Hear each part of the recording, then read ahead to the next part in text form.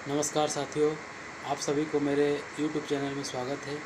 और आज हम इस वीडियो में बात करेंगे उत्तर आधुनिकता के प्रमुख विचारक।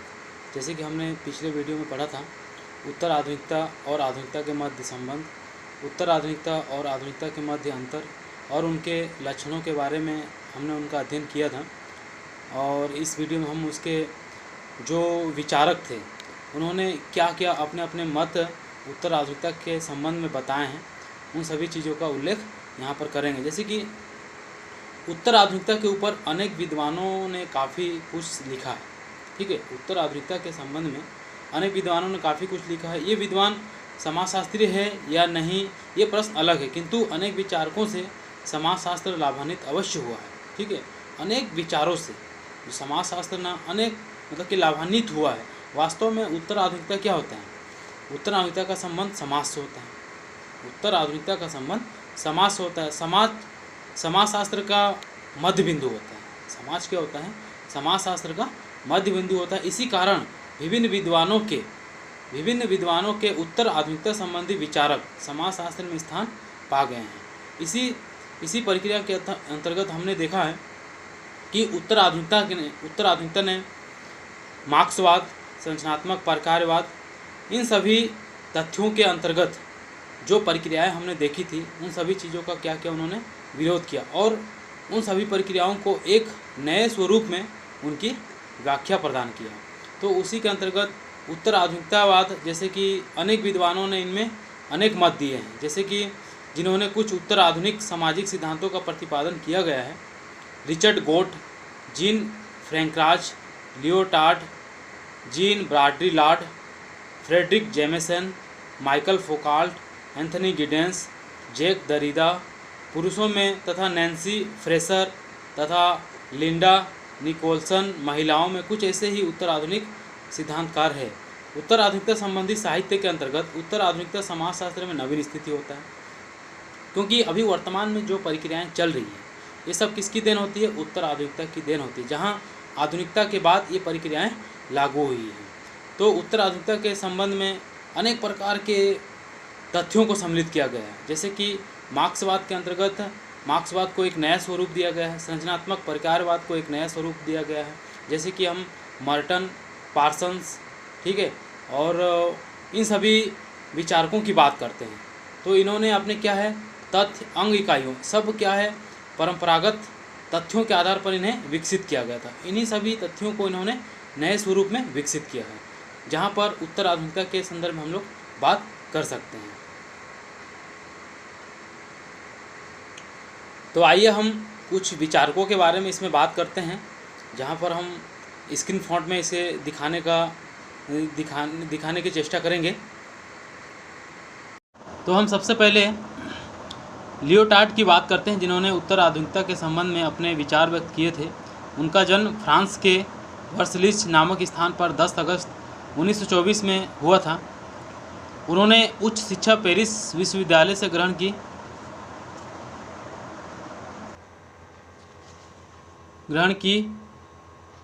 लंबे समय तक इधर उधर कार्य करने के पश्चात अंत में वे पेरिस विश्वविद्यालय में ही प्रोफेसर बन गए। लियोटार्ड समाजवादी विचारधारा के व्यक्ति थे। इसका मतलब ये होता है कि लियोटार्ड जो है समाजवादी विचारक के व्यक्ति थे, जिन्होंने वर्ग विहीन समाज की स्थापना चाहते थे, जहाँ पर उन्होंने पूंजीवाद का अंत चाहते थे और वहाँ पर वह वर्ग विहीन समाज की स्थापना करना चाहते थे। अपने युवा काल में वे एक समाजवादी जर्नल, एक समाजवादी समाचार पत्र की संपादन समिति के सदस्य भी रहे हैं और 21 अप्रैल 1998 में 73 वर्ष की आयु में उनकी मृत्यु पेरिस मतलब फ्रांस में हुई थी। लियोटार्ड उन्होंने प्रथम बार अपने साहित्य में उत्तर आधुनिकतावाद का प्रयोग किया। ठीक है, जहां उन्होंने आधुनिकता के संबंध या आधुनिकता के बाद जो उन आधुनिकता के संबंध में नए स्वरूपों की बात कही थी। उन्होंने अपनी पुस्तक पोस्ट मॉडर्न कंडीशन में लिखा है, उन्नत पूंजीवादी समाजों के निवासी वर्ष 1960 के प्रारंभ में एक नवीन विश्व में रह रहे हैं। उन्नत पूंजीवादी समाजों के निवासी वर्ष, मतलब जो आधुनिक समाज में जो पूंजीवादी निवासी थे, जो 1960 के प्रारंभ में, जो 1950 के अंतर्गत आधुनिक समाजवादी लोग निवास करते थे, पूंजीवादी लोग निवास करते थे, वर्ष 1960 के प्रारंभ में एक नवीन विश्व में रह रहे हैं। वही लोग जो आधुनिकता के अंतर्गत थे, वही लोग 1960 के प्रारंभ में एक नवीन विश्व में आ गए हैं या फिर रह रहे हैं, जिसे उत्तर आधुनिक, पोस्ट मॉडर्न कहा जा सकता था। यहीं से उन्हें उत्तर आधुनिकता का प्रथम विचारक माना जाने लगा। उनकी देखी अन्य अनेक विद्वानों ने इस शब्द का प्रयोग किया और देखते ही देखते आज अनेक विचारक उत्तर आधुनिकतावादियों की श्रेणी में आ खड़े हुए। जहाँ पर लियोटार्ड ने समाजवादी विचारधाराओं की बात कही, वहीं आधुनिकता के संबंध में जो पूंजीवादी रहते थे वो 1960 के अंतर्गत उत्तर आधुनिकता संबंधी देश में आ गए या फिर रहने लगे। तो वहीं उन्होंने वर्गविहीन समाज की स्थापना की थी और पूंजीवाद के अंतर्गत जो बुराइयां छुपी हुई थी उनको एक नया स्वरूप दिया, जहां पर उनका भी विकास उत्तर आधुनिकता के संबंध में एक फैशन के रूप में हो सके। अब देखते हैं हम उनकी कुछ कृतियां हैं, कुछ बुक के नाम हम देख लेते हैं। डिस्कर्स फिगर 1971 में इन्हें प्रकाशित किया गया। दूसरा है द पोस्ट मॉडर्न कंडीशन। इसी पुस्तक के अंतर्गत उन्होंने उत्तर आधुनिकतावाद के संबंध में अनेक प्रकार की बातें कही थी, जहां 1970 में इस बुक का संपादन किया गया था। लिबिडनल इकोनॉमी 1973 में विकसित किया गया। फिनोमेनोलॉजी, प्रघटना विज्ञान 1951 में प्रकाशित। The inhuman reflection on the time 1991 में विकसित किया गया। Postmodern explained to children 1992 में विकसित किया गया। टूवर्ड द पोस्ट मॉडर्न 1993 में विकसित किया। तो इन सभी सारी पुस्तकों को उन्होंने विकसित किया और उन्हीं के अंतर्गत उन्होंने समाजवाद की विचारधाराओं को उत्तर आधुनिकता के संबंध में रखा। ठीक है, ये लियोटार्ड की अपनी कुछ विचारधाराएं उत्तर आधुनिकता के संबंध में कही गई थी। अब हम जैक दरिदा के बारे में पढ़ेंगे, जिन्होंने उत्तर आधुनिकता के संबंध में अपने कुछ विचार दिए थे। जैक दरिदा क्या होता है? वो एक दर्शन शास्त्री थे। ठीक है, यहाँ पर दर्शन की बात आती है, तो यहाँ पर जैक दरिदा क्या एक दर्शन शास्त्री थे। दर्शन शास्त्र वो होता है, वो ज्ञान होता है जो परम सत्य और सिद्धांतों और उनके कारणों की विवेचना करता है, जो परम सत्य और सिद्धांतों और उनके कारणों की विवेचना करता है। दर्शन यथार्थ की परख के लिए एक दृष्टिकोण है।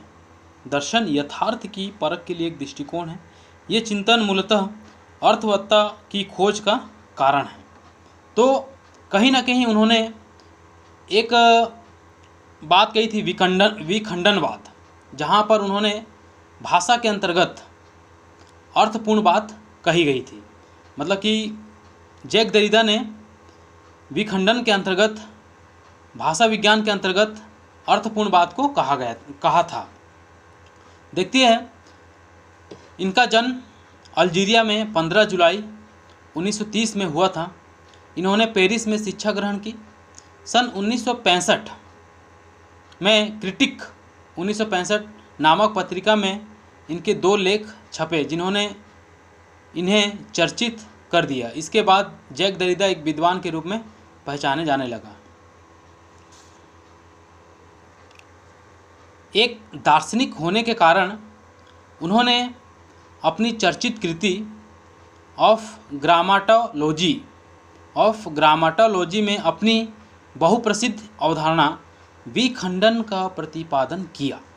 जैक दरिदा ने विखंडन का प्रतिपादन किया। इसका मतलब ये होता है, विखंडन शब्दों के अर्थों को समझने की एक ऐसी विधि या उपागम होती है जिसमें शब्दों को एक दूसरे के साथ जोड़कर उनके अर्थ निकाला जाता है। तो विखंडनवाद का तात्पर्य ही इसी से ही होता है। इस अवधारणा के माध्यम से उन्होंने पश्चिमी वैचारिकी परंपरा का मूल्यांकन किया। वैसे इसके अतिरिक्त दरिदा ने उत्तर आधुनिकता और उत्तर संरचनावाद के विचारकों के संदर्भ में भी दो मुख्य अवधारणाएं और विकसित की, भेद और विकेंद्रण। भेद और विकेंद्रण उन्होंने संरचनावाद और उत्तर आधुनिकता के संदर्भ में भी विकसित किया था। वे दरिदा का उत्तर संरचनावाद का प्रवर्तक माना जाता है। दरिदा को उत्तर संरचनावाद का प्रवर्तक माना जाता है। वे उच्च श्रेणी के भाषाविद भी रहे हैं।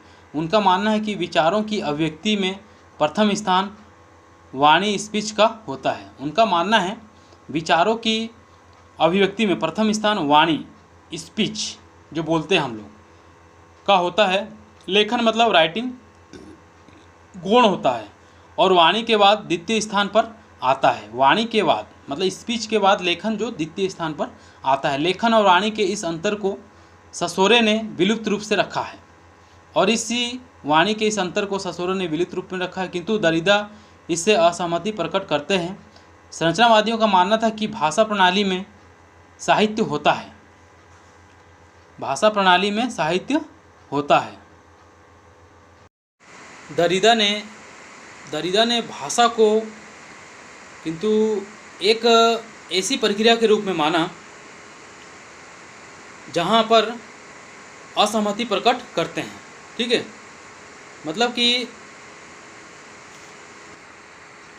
मतलब भाषा प्रणाली में स्थायित्व होता है। वहीं दरिदा ने भाषा को अस्थिर माना है।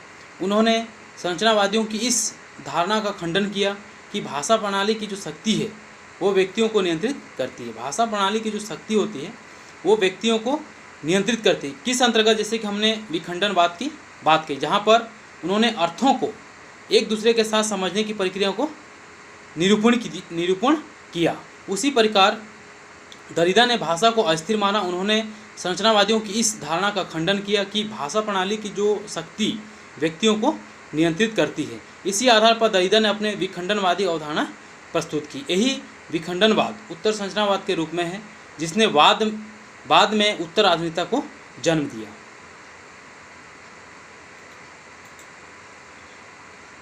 देखिए, जैसे कि मैंने आपको पहले बताया था विखंडनवाद क्या होता है। तो विखंडनवाद क्या शब्दों के अर्थ को समझने की एक ऐसी विधि या उपागम है जिसमें शब्दों को एक दूसरे के साथ जोड़कर अर्थ निकाला जाता है। तो विखंडनवाद इस प्रकार से भाषा का आत्मविश्लेषण है। किसी शब्द में अंतर्निहित पूर्वाग्रस्त अर्थ को हटाना ही विखंडन होता है। इसी प्रकार दरिदा ने विखंडन पर एक टिप्पणी अनिवार्य किया है। विखंडन क्या होता है? पश्चिमी दर्शन में व्याप्त तत्व मीमांसा का विरोध करता है। दरिदा के अनुसार पश्चिमी दर्शन में व्याप्त तत्व मीमांसा यथार्थ की खोज करता है।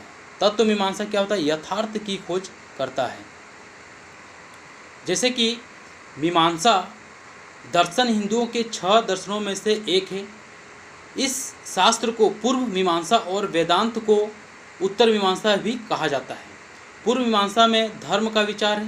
पूर्व मीमांसा में क्या होता है? धर्म का विचार है। ठीक है, और उत्तर मीमांसा में क्या होता है? ब्रह्मा का विचार होता है।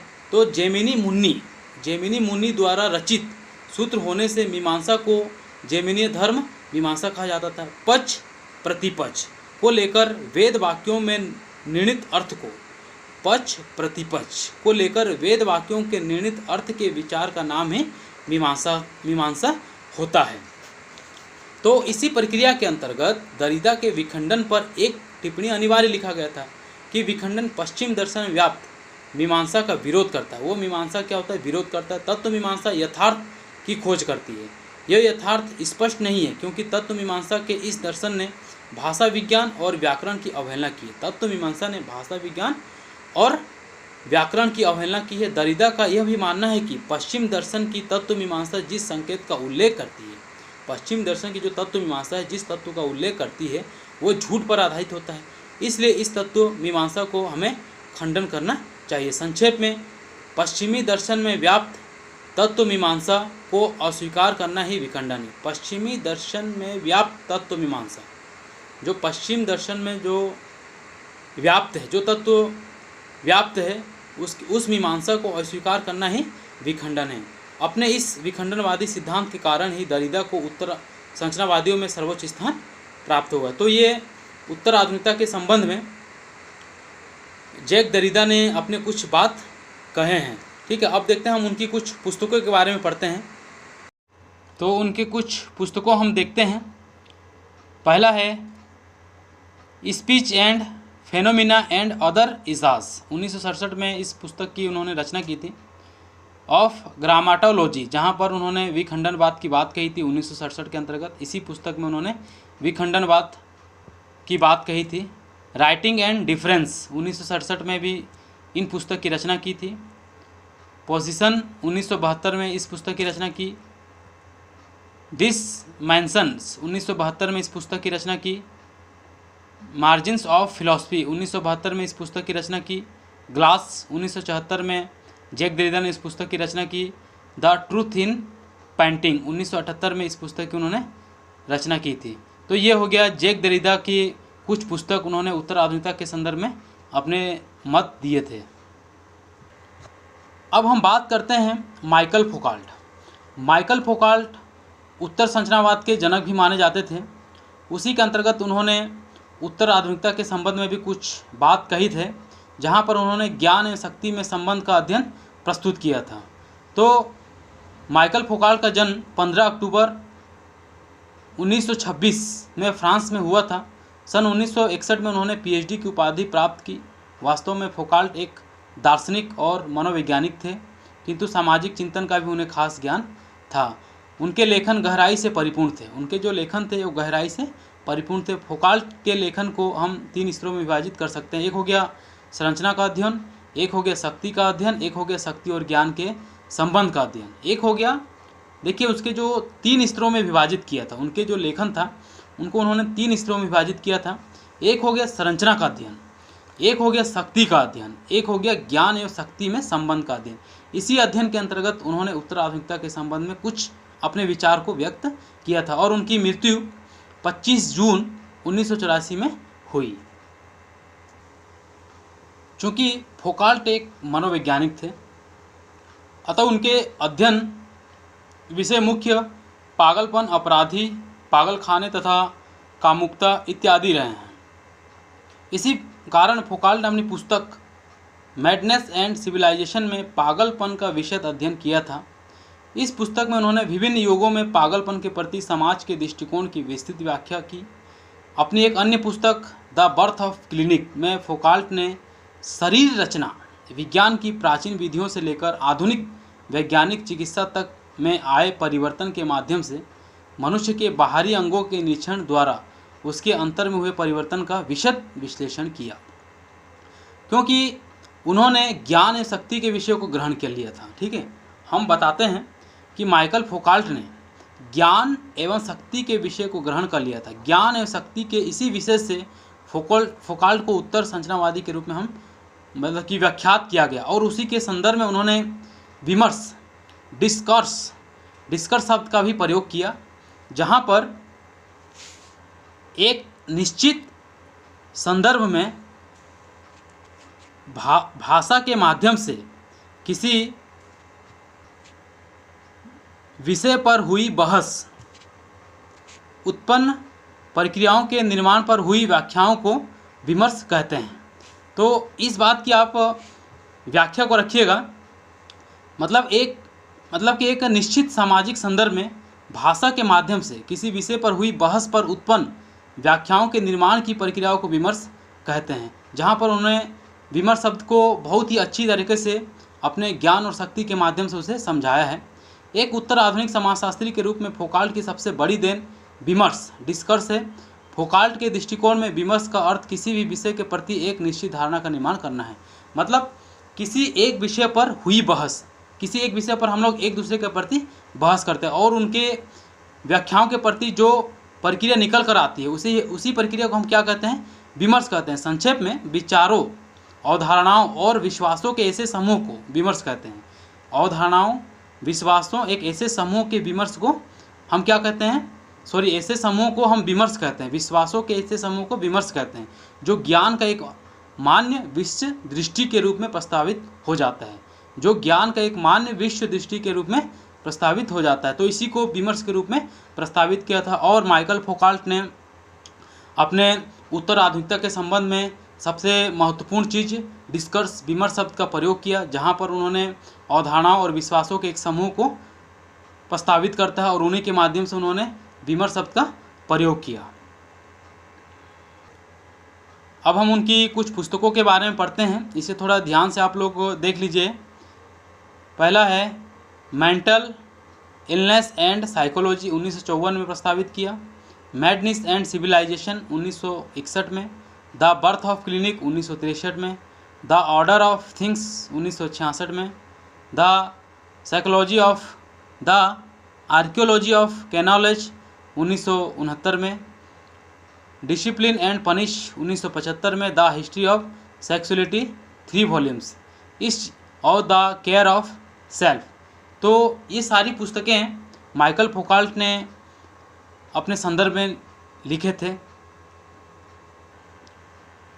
अब हम बात करते हैं जीन बाड्रिलार्ड, जहां उन्होंने उत्तर आधुनिकता के संबंध में कुछ बात को कही थी। बाड्रिलार्ड एक उत्तर आधुनिकतावादी एवं नव मार्क्सवादी विचारक है। उन्होंने लियोटार्ड एवं फौकाल्ट की भ्रांति। बाड्रिलार्ड का जन्म भी फ्रांस में 1929 में हुआ था। दरिदा की संपूर्ण शिक्षा एवं लेखन भी फ्रांस में ही हुआ था। यहाँ तक कि बात निश्चित रूप से कही जा सकती है कि उत्तर आधुनिकतावाद का प्रेरणा फ्रांस से, मतलब कहीं ना कहीं उत्तर आधुनिकतावाद का जो हम जन्म देखते हैं वो फ्रांस से ही हुआ है। कई वर्ष तक समाजशास्त्र का अध्ययन करने वाले बाड्रिलार्ड स्वयं को एक समाजशास्त्री नहीं मानते हैं, मतलब कि उन्होंने कई वर्ष तक समाजशास्त्र का अध्ययन किया लेकिन फिर भी अपने आप को समाजशास्त्री कहने में स्वीकार नहीं करते हैं। इस प्रसंग पर जॉर्ज रिचर्ड का मानना है कि बाड्रिलार्ड के लेखन से समाजशास्त्र सर्वाधिक लाभान्वित हुआ है, मतलब कि रिचर्ड का मानना है कि उनके लेखन से समाजशास्त्र बहुत ही अधिक लाभान्वित हुआ, बहुत अधिक विकसित हुआ। समाजशास्त्र में उसे एक वैज्ञानिक रूप प्रस्तावित किया गया।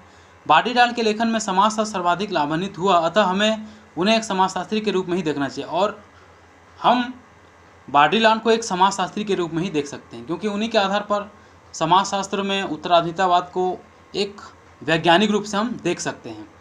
बाड्रिलार्ड स्वयं को किस रूप में देखते हैं इससे हमारा अधिक संबंध नहीं है। बाड्रिलार्ड के लेखन पर फर्डिनेंड डी ससोरे, इमाइल दुर्खीम और कार्ल मार्क्स का पर्याप्त प्रभाव रहा है। मार्क्सवादी सिद्धांतों की नए दृष्टिकोण से व्याख्या करने के कारण ही उन्हें नव मार्क्सवादी विचारों के क्षेत्र में रखा जाता है, मतलब कि उन्होंने मार्क्सवाद का एक नए स्वरूप से व्याख्यात किया, एक नए स्वरूप से उनका दृष्टिकोण विकसित किया। जहाँ जहाँ मार्क्सवाद पर कई ऐसे आलोचनाएं छुपी हुई थी उनका नए सिरे से विकसित किया। यद्यपि इस प्रयास में उन्होंने अनेक स्थानों पर मार्क्स की कड़ी आलोचना की और इसी प्रक्रिया के अंतर्गत उन्होंने मार्क्स की भी आलोचना की मार्क्सवाद के अंतर्गत।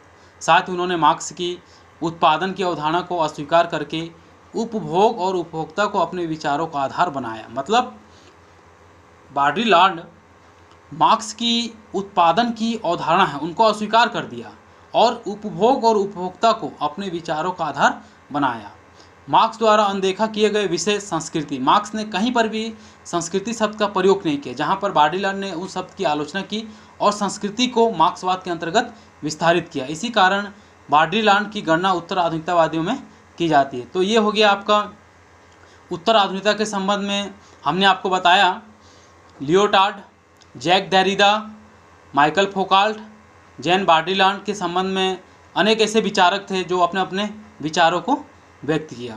तो ये हो गया आपका उत्तर आधुनिकता संबंधी अनेक विचारों को पढ़े, उसके लक्षणों को पढ़े अन्य उसके पहले वाले वीडियो में, और उत्तर आधुनिकतावाद क्या है उसकी परिभाषाओं को देखे। तो ये आपका उत्तर आधुनिकतावाद कंप्लीट हुआ। धन्यवाद। फिर इसी तरह से वीडियो लेकर हम अगले वीडियो में आएंगे और आप इसी तरह इसे देखते रहिएगा।